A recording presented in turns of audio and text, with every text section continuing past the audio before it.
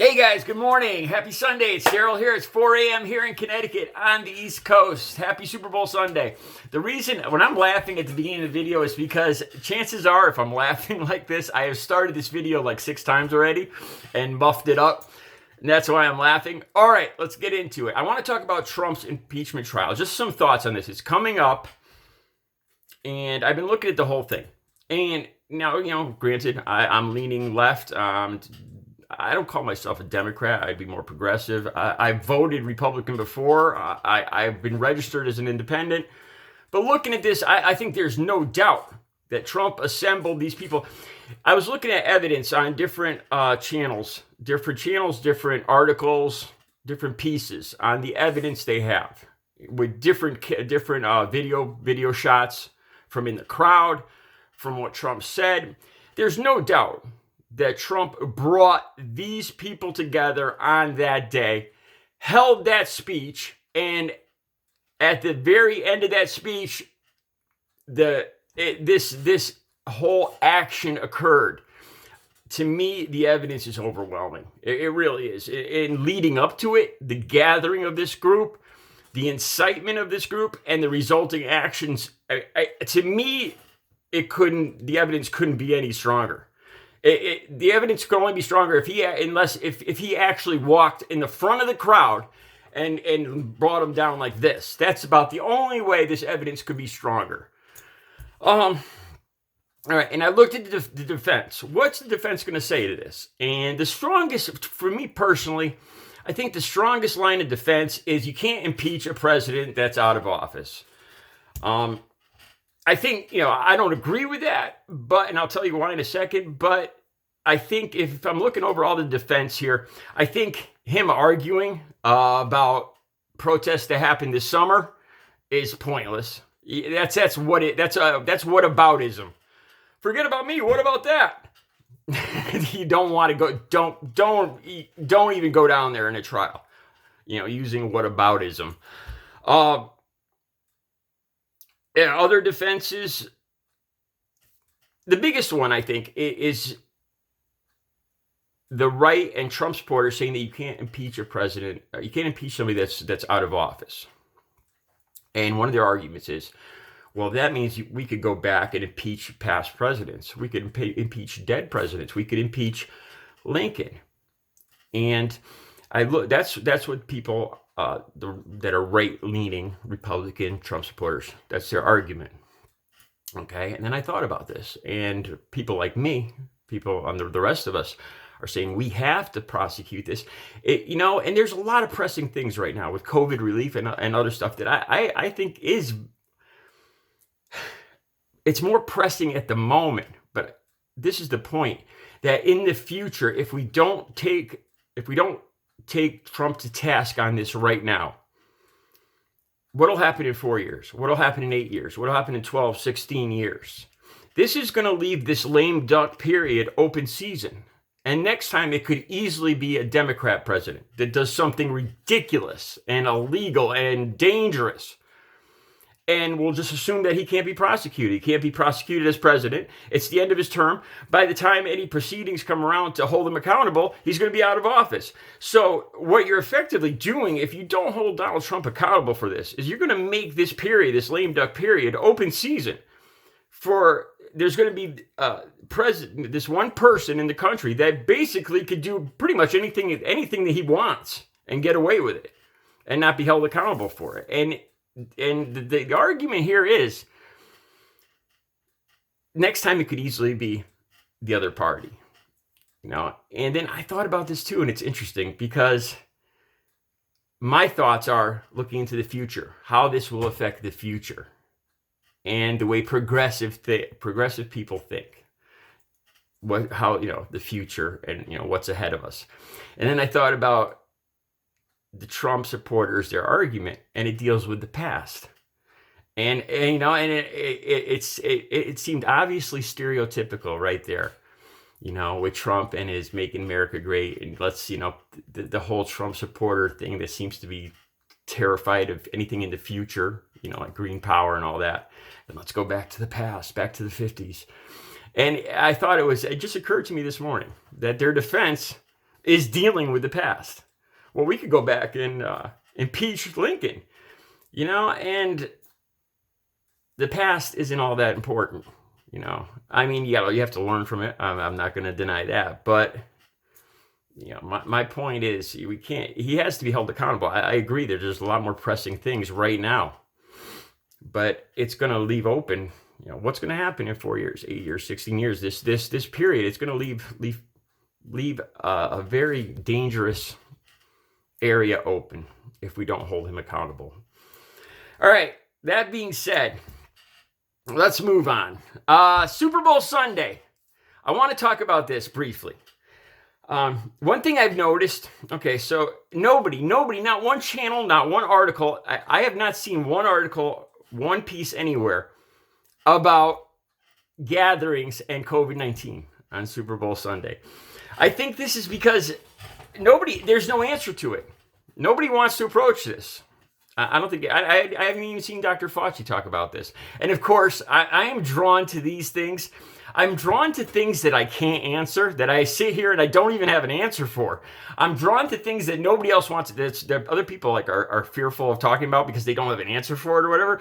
Though, like a moth to a flame, those are the things that I have to talk about. All right, so today, Super Bowl Sunday, all right, I haven't heard one thing about, and there's going to be Super Bowl gatherings. And the interesting thing is, I've heard a lot of talk on the food. I've seen these articles about state by state what the favorite Super Bowl foods are for parties. Buffalo wings, wing sauce up here, Cuban sandwiches, I believe in Pennsylvania, hamburger sliders in California. And everybody's talking about the food and all this, but I have not seen one single article dealing with COVID-19, the gatherings that are going to happen today, and how dangerous they're probably going to be. You think about this. There's going to be gatherings today all across this entire country, in every single town across this entire country. There's going to be Super Bowl parties today where people will gather. When they gather, you think about this. Football fans, a lot of guys, a lot of women too. But football, let's admit it, it's a macho sport. Is anybody at any of these parties going to even consider wearing a mask? Absolutely not. It's great. And first of all, these parties are centered around drinking, eating, yelling. These are all things that involve the mouth, right? You're not going to cover your mouth. You're not going to be able to social distance. There is no answer to this. I think there's two reasons why nobody's talking about this. Nobody's going to mention this. There's going to be people that without a doubt, there's going to be people that are going to catch this today. Tens of thousands. If there's parties across every town across the country, and you think about this too, families. This is a time where you invite your uncle, your cousin, the guy you work with, the guy down the street, your neighbors. It's not just families like Thanksgiving and Christmas. You don't usually invite the neighbors or your coworkers, to Christmas or Thanksgiving. This is even more than that. You're inviting your coworkers, your neighbors, your family, people that generally don't even mix together, all together without masks. And nobody's even talking about it. And don't get me wrong. I don't have an answer to this. I don't. I'm not going to sit here and tell you guys that you shouldn't do it. Nobody wants to be that guy. Nobody wants to be that nerd that's not invited to the cool football party after the high school football game when everybody's invited to the kegger. Nobody wants to be that nerd standing outside the party that wasn't invited.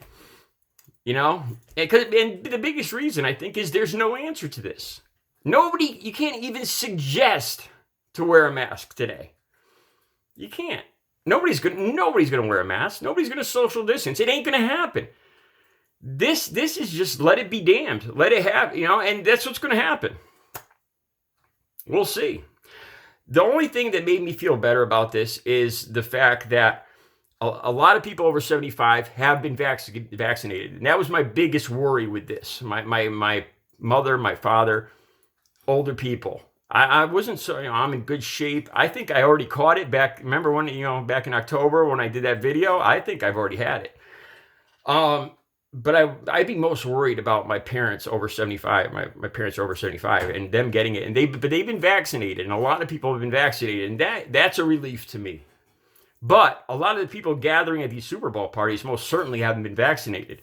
Most of these Super Bowl parties, the people are going to be under 75. They haven't been vaccinated yet. So we'll see. I mean, this is just, I guess it's just let the chips fall, let the potato chips fall where they may, I guess. I don't have an answer to this. I think that's why nobody's talking about it. Nobody wants to get on TV and say, don't do this, because they're going to be ostracized. They're going to be, it's going to be a joke. You can't even say it. This is one circumstance where our male pride, our machoism, our Americanism is gonna hurt us. I mean, people are gonna get sick and probably die from getting together this Sunday, and nobody even wants to talk about it. We're just gonna all ignore it and let the chips fall where they may. I don't have an answer. I'm not gonna sit here and tell you guys to wear a mask or don't go to your parties. You're not gonna listen to me. It's gonna happen. What's the point?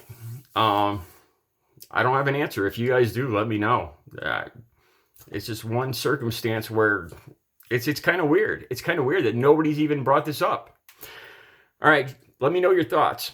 All right, hey, now I've left my art for last. In case people don't want to talk about art, I saved it for the end. All right, hey, let's take a look at my paintings. All right, over here, I brought some smaller ones. A lot of people like this one. It's an ocean. Again, this is acrylic on canvas. I do a lot of trees. I grew up in the forest, and I like to think that my forte, the thing I'm really good at, is drawing trees. This is a congratulations for my birthday. I forgot that was there. All right. A lot of people like this one. Here's one that I entered in a couple fairs. It got third place. There's a lot of Victorian houses here in Connecticut. I mean, here in this town. This town was settled around late to mid 1800s, and there's a lot of the houses here are Victorian houses. I painted this around Halloween, and I gave it a kind of a scary look. If you see the wrought iron here, the wrought iron fence. I even did the brick foundation, the shadowing. I put a lot of time into it. You guys wouldn't believe the time I put into that. It took me weeks to do that painting. And here's a fall scene. It reminds me of a lot of roads I've walked down here in Connecticut, here in this town. The best part of this painting here is I like the way the trees came out once again. A lot of people gave me like the trees, the way they came out. All right, I'll have some more paintings for you next time. I see I've run late again. I'll be back later with another video. You guys have a great Super Bowl Sunday and try to be safe.